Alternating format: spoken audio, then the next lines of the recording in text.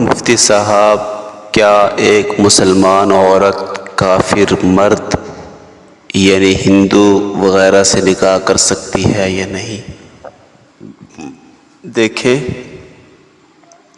جو اہل کتاب ہیں، یعنی جو حضرت موسیٰ علیہ السلام پر اور ان پر اترنے والی کتاب، یا حضرت عیسیٰ علیہ السلام اور ان پر اترنے والی کتاب پر ایمان لاتے ہیں، جن کو ہم اہل کتاب کہتے ہیں، ان کے ساتھ تو مسلمان مرد یا مسلمان عورت نکاح کر سکتی ہے۔ اس میں بھی کچھ شرائط ہیں، وہ شرائط کسی اور موقع پر انشاءاللہ۔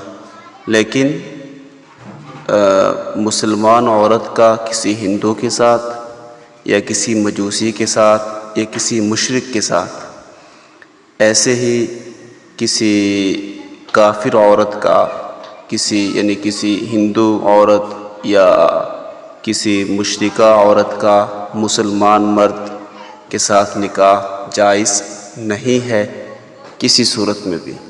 اس لیے اگر کسی نے ناسمجھی میں ایسا نکاح کر لیا ہے تو وہ نکاح منعقد نہیں ہوا ہے۔